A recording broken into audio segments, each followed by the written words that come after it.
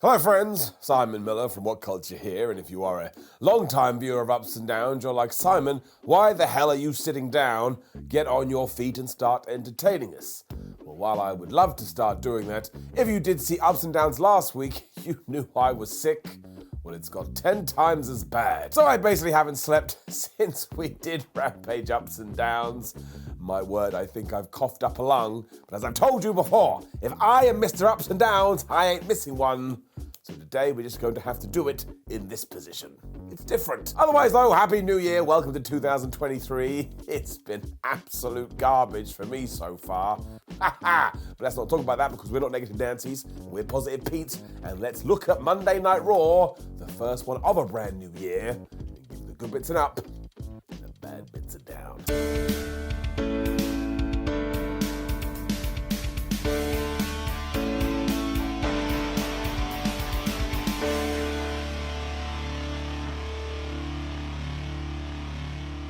2023 has basically started the same way that 2022 ended, with the Bloodline chaos. Because the Raw opening was basically cut off as we saw Sami Zayn, the Usos, and Sikoa just absolutely destroying ringside and beating up a bunch of security guards. And I was a little bit like, wait a minute, what's the director heard about this and said, guys, let's cut off from our regular presentation because we want to see a bunch of dudes committing some crimes. Good work. Some poor guy got thrown into Barry Barricade as well, so Bands has had a terrible start to 2023 as well. Well, I think Kevin Owens got a bit fed up about this, and he walked to the ring, and he just looked super duper annoyed. But before he could say anything, Sami Zayn got a microphone and he said, Kev, you shut up. Because he pointed at KO and said, this is all your fault, as well as that John Cena, for what you did do on SmackDown. And it annoyed Kevin Owens so much, when he finally was allowed to speak, he was like, look, I had a whole plan when I did come out here, but now I just want to punch you in the face. It does mean that he lied to us a few weeks ago because he said he was done with Sami Zayn, and just as a big ball was about to break out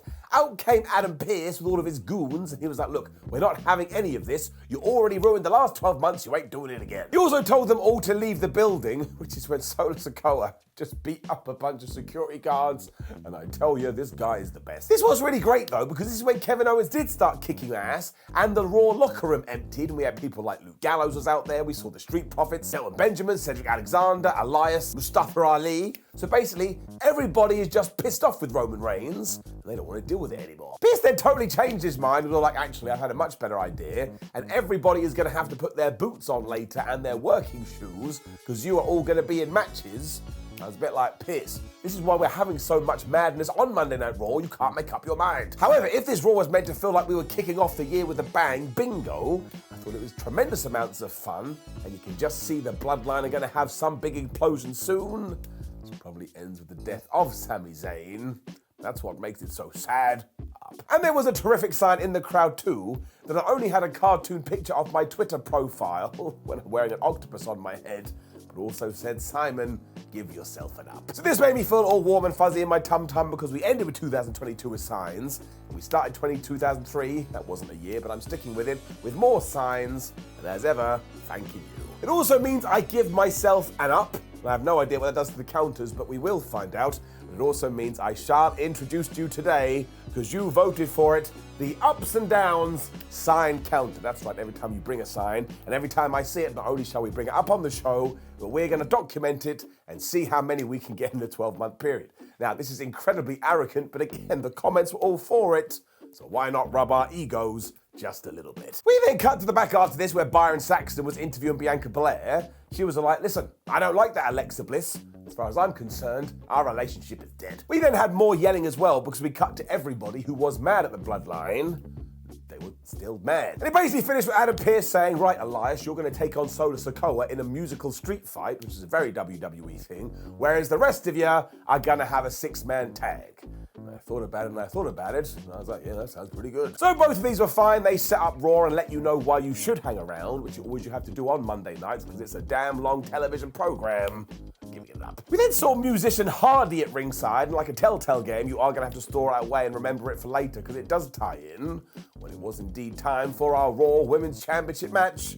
Alexa Bliss taking on Bianca Belair. They're not in my hands. Now, I didn't notice it at the time, but of course the internet did my work for me.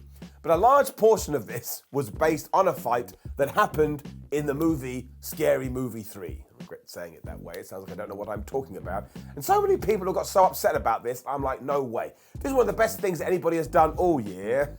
It's only a few days old. Because this is what wrestling should be. You should be able to have as much fun as possible. I'm a fan. And it's not like it ruined anything either, because they were still smacking each other as hard as they could. I mean, Alexa Bliss's face was all bloodied up at one point. And also, she grabbed Bianca by the hair later on, dragged her out of the ring. I was like, yeah, that'll do it. I think we should just get to the shenanigans, because of course we were all expecting this, and it did happen when Alexa looked like she was on the front foot, when all of a sudden in the crowd, dun dun dun, she saw somebody wearing an Uncle Howdy mask. This totally freaked her out, and it did so again when she saw another fan doing it, because no wrestler can handle somebody in the audience wearing merchandise. So instead of continuing to have the match, all of a sudden she freaked out and she started to beat everybody up. And this got doubly bad because beforehand we also saw Bray Wyatt's logo flash up on the screen, and she beat up the referee, and she continued to beat up Bianca up, and even though we didn't get an official announcement, this did end in disqualification, so WWE is basically telling you Bliss has gone so crazy she doesn't even care about the Raw Women's Championship anymore. Belair was also thrown into Simba the Steel Steps later on and got DDT'd into the damn thing, to the point we brought a stretcher out or a local medical facility board. Bianca refused this, and Montez Ford, her husband, came out to help her to the back, which was also going to tie in later to the show. And I wasn't massively surprised by this, because once again, I knew it was going to be a story kind of a thing. I actually thought it was all right. Now, surely we do have to do a rematch here, and I'm not 100% sure how that goes, because I kind of feel like if you are going to re-team Alexa Bliss and Bray Wyatt up, neither of them needs to be the champion, but at least I'm intrigued about our next steps up. Austin Theory interview after this. He still thinks Seth Rollins is an idiot. He said 2023 is going to be his year, and now Seth Rollins is officially the past. And while this was basically much of nothing, of course, we have entered the era of ups and downs, where we shout up and down every single segment, and I really do enjoy the fact that Triple H got rid of the selfie gimmick and made Austin a far more serious heel with a pretty good beard. So far, it is working, which also ties into the main event, which we'll talk about up. Which is the same for Solo Sikoa, maybe my new favorite person on the planet. It was a Music City street fight between him and Elias, and the only disappointment I really had is that Sikoa didn't kill him. Don't get me wrong, I'm a big fan of Elias, but Solo Sikoa is so hot right now, I would have loved it if he had just got a guitar and gone twang, 1, 2, 3. Otherwise, there was a bunch of instruments in this, including a piano and a tambourine, but it was the strumming device we need to focus on. Because about halfway through, Hardy, the musician we mentioned earlier, started going, Elias, I just so happen to have a guitar. Why don't you borrow it from me and use it as a weapon? What? That didn't work at all, because Solo was like, no, I ain't falling for that one. So Hardy hopped Barry Barricade, he got in the ring, he picked up the guitar, and he smashed it over Solo Sikoa's back. What are we doing? Now, it did turn out to be awesome, because Solo no-sold this and turned around like, man, I'm gonna rip your head off, and Hardy did run away. But what an asshole this guy is. He hit Sikoa from behind. All it did was piss off Solo, though, who did eventually hit the spike as Elias went for a flying nothing. And then they went to the ring apron, and he gave him the spinning Solo onto a piano. And nobody has ever said that sentence in 2023. Or ever. He, of course, then pinned the Drifter, and he does go 1-0 up in this brand new year. And I think we should get to the end of the 12 months, and he should be like 32-0. He should never lose. I'm such a big fan of Solo Sikoa. I've said it once, I'll say it twice, and I'm pumped to see what he does do next. Giving it up. It turned out we were going to do all our Bloodline matches back-to-back as well, because then Kevin Owens did arrive. He was teaming up with the Street Profits to take on the Usos and Sami Zayn. Now, this would have been great anyway, given the people that were involved, but we had more story here, and that made me feel warm and fuzzy in my tum-tum. Because even though Montez Ford was in the corner of the good guys, obviously he'd seen his wife almost murdered earlier, so he wasn't able to focus on the wrestling. He was in La La Land, as you would be. At one point, Kevin Owens even tried to tag him in, but Montez was like, why did this happen to me? So all of a sudden, we were planting those seeds. As I told you before, I love seeds. Outside of that, though, this was basically the battle of the super kicks. We did see a bunch of kicks that are super going on all over the place, which is when KO did try to get the tag, and when Ford didn't respond, Owens took his hand and he slapped him right around the face. And all of a sudden, Montez Ford basically turned on and he went absolutely nuts. That dude knows how to do a hot tag, and he did this crossbody and this dive, and I just watched it and I said to myself, this is the most wonderful thing I've ever seen in all of my days. Angelo Dawkins had also murdered Jey Uso, and this is when Solo Sikoa must have got worried, because he came back to ringside, and do you know what I was doing? Get him, Solo, get him. because I'm a very strange individual. He just created distractions all over the place, which allowed Jimmy Uso to hit another super kick on Kevin Owens. And this is when Ford rolled Jimmy back into the ring, but again, he was already distracted once, and with Solar out there, he was distracted twice. He didn't have a hope in hell. This is when Sami Zayn ran in with the haluva kick. Montez Ford went down and Sami pinned him for the 1-2-3. And I think we need to hold on to that one as well, because don't forget, Roman Reigns is going to be super pissed that Sami lost on SmackDown. But now we can say, yeah, but at least I won on Raw. The Bloodline also continued this madness straight after the bell, because they were just beating everybody up, which is of course when Sheamus and Drew McIntyre arrived, because they shall be taking the Usos on SmackDown. So look at how all these storylines are just weaving together. It is totally wonderful. Like I say, it's a good job all around. I am giving it up. Then got reminded we are in Royal Rumble season and we're going to get a pitch black match.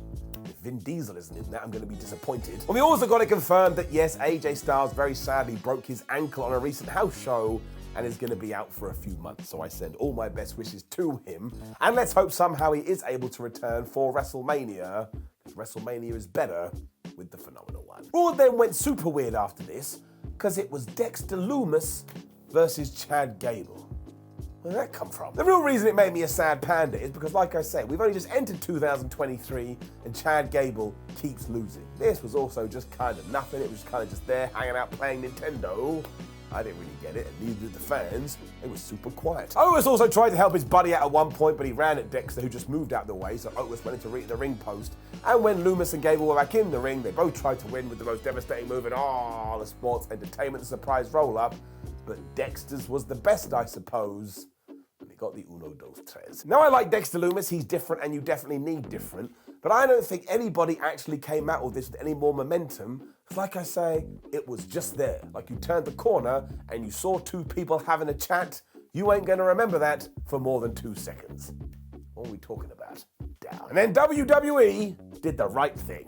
All right, because we got our first, and the Cody Rhodes is going to return to WWE series, which means we are making a huge deal out of it, much like we did with Triple H back in 2002, meaning when the American Nightmare does appear live for the first time, everybody gonna lose their damn mind. This one looked back at his WrestleMania 38 return, and I was privileged to be there live for that, and it was one hell of a moment, and I'm very excited about this. I don't know when he is good to come back, but make sure we get 4 or 5 of these, and then pull the trigger, and then make him the world champion. I am deadly serious. Giving it up. Damage Control will then walk into the ring, but the major takeaway is that if you put on your detective glasses, you would have seen certain people talking in the background. Adam Pearce, MVP, Shelton Benjamin, and Cedric Alexander, Oodalale. So clearly we have to be teasing the return of the Hurt Business, especially because Bobby Lashley is AWOL at the moment. And I'm so excited about this, as I have been for the last 4 or 5 or even 6 ups and downs. I am giving it an up. That's right, I'm trying to manifest this into existence because I want the Hurt Business back in my life. They were around for all about 8 minutes. That was absolutely stupid. This also meant Bayley, Dakota Kai, and Io Sky were going to go in the ring and cut a promo, which they did do. And as always, they just said, you know that Becky Lynch? We think she's a right idiot. Lynch disagreed with this, so she arrived on the scene and was all like, oh, Bayley, you think you've reinvented the wheel, but all you're doing is running in a hamster wheel and spinning it over and over again. I thought about this and I was like, no, that wasn't a very good line. Bex also called her a Karen, which probably is accurate, and said, look, you've got a couple of lackeys there, although we both know they're not lackeys, and eventually Io Sky and Dakota Kai are going to be done with you, and they shall turn their backs. And I know that it's just waiting to happen. Becky did understand that she lost to Bells recently though, but that's fine because she can learn from this, which is why she challenged her to another match right here, right now. Bayley was having none of this, so instead, why don't you do a tag match? And even though Becky Lynch wasn't able to get a partner, we still did this.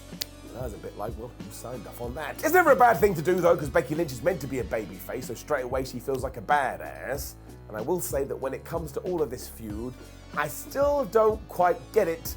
Something just doesn't click. However, we did have that match, and what do you know? Lynch actually does have some friends. Because the absolute best part is that Becky had to fight for herself for around about 5 minutes. Went from nowhere. Mia, Minch, and Yim ran to the ring, and I was like, wait a minute.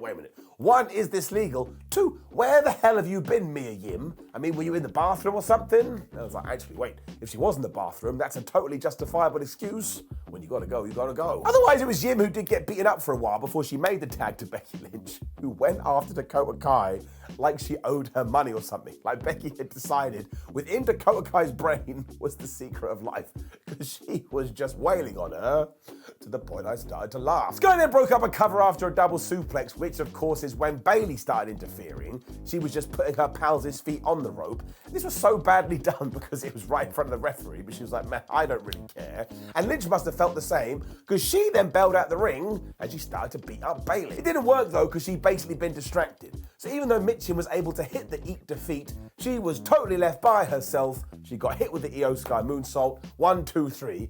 And afterwards, Becky Lynch was totally lost at this. She was like, how did this happen? Which is true, because Mia Yim came in like halfway through the match.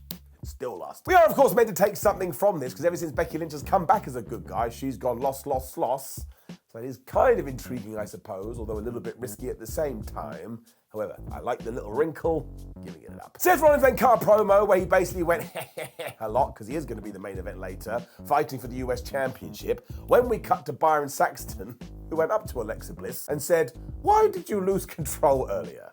What a question. Bliss disputed this and said she now has control over Bianca's headspace. So Alexa is glad I can't stand today, because I absolutely would do a Nobody Talks Like That segment, but also said quite clearly the Raw Women's Championship now belongs to her. I've been thinking about this for hours. None of it makes any sense. So I'm just going to leave it in the ether for now, because it does make my face do this. But I will say, Seth Rollins is always good, and even though Alexa Bliss was given gibberish to speak here, her delivery was actually quite alright. Like, it did feel she came across as if she was like a spooky, wooky, terrifying person now. So more power to her. It also once again tied into the fact that we're working on longer term stories here, and I know I've said that a lot, but it's the big takeaway from Raw. I like my takeaways, so I'm giving it up. What I do know, more than anything, is that I love Dominic Mysterio. I mean, WWE has done so right by him. Because we were reminded that Dom got arrested on Christmas Eve when we cut to Mini Mysterio, who is now acting like some kind of badass or some kind of tough guy because prison has changed him. I am so excited. He even finished this promo off by chewing on a toothpick because, again, he now knows how to kick your ass. I cannot wait to see what we do with this in 2023. He is genuinely one of my favorite characters on the show because he's happy to act like an absolute goof because he understands that's just going to get him more heat. So he gets a massive round of applause. 2023 is going to be the year of Dominic Mysterio. That's right, I said it, and it's getting it up. They got a Bronson Reed video package, which is a little bit strange because surely we should have had that before he returned, when it was time to deliver for our main event, Austin Theory versus Seth Rollins for the United States Championship. This was brilliant. Now, as ever, I'm going to throw in that we do need the big world title belt back at some stage, but at least we have used this time to elevate the US Championship, and it is doing the world of good for Austin Theory. And this Seth Rollins man, if he isn't the MVP of WWE, I don't know who is. It was proper wrestling tennis too, because Austin Theory would take huge portions before Seth Rollins took huge portions. And it was also a little bit like they'd been studying each other. Because when Seth went for his superplex Falcon Arrow thing, Austin was like, ha, no, and he turned it into a neck breaker instead. And don't forget, that meant he was trying to break his neck. Throughout this match too, Rollins also injured his knee, and there are some reports this was legitimate, so I hope that's not true, because it's the same one he hurt many, many years ago. But it also meant that every time he went for the curb stomp, he wasn't able to do it, because he was a wounded warrior. This is when Theory decided, well, I may as well take advantage of all of this, and he went to get the US Championship to smack Seth Rollins in the head. But instead, he cut him off and hit this frog splash for a damn good near fall. I totally bought it. It was around this time we got Shenanigans, so no, Raw hasn't changed at all, because when they were scrapping, they accidentally knocked down the referee, which meant there was nowhere to count the three. Now, this absolutely sucked for Seth Rollins, because he was able to hit the pedigree, and even though Austin Theory was down and ready to lose, it took the second referee so long to get to the ring. He went 1, he went 2. Theory kicked out. Hilariously, the second official then almost got taken out as well, but he had the good sense to try and block all of this. But of course, when you do a block, you're not looking at the action. So Austin Theory, as quick as you could say, don't do that, punched Seth Rollins right in the balls. He chop blocked the knee, which of course was injured, and he hit the A-10 down, and he retained his US Championship. And I tell you, this was definitely the right thing to do, because Seth Rollins was so good in this, he's not hurt in any kind of sense, unless his knee's actually injured. And Austin Theory, with his new beard, he's got a little little bit of momentum. So I really do think we can use this as a jumping off platform for both guys, and I'm massively intrigued to see what we do with Seth Rollins. So this was an absolute fire main event, the best main event of 2023 so far. I'm going to use that joke for a while. Which did indeed bring us to the end of Raw, and I'm so destroyed right now, we're just going to fly through the back end stuff. Raw gets it up, subscribe, go to WhatCulture.com, follow us on social media, and watch more videos. I'm sorry this hasn't been the most entertaining or good ups and downs. I really am quite sick. I can't actually over-exaggerate. I don't think I've ever been this sick in my life, but I'll be all right. It's just that time of year. Hopefully I can finally get some sleep because I haven't had sleep in ages. You take care of yourself, my friends. See you soon.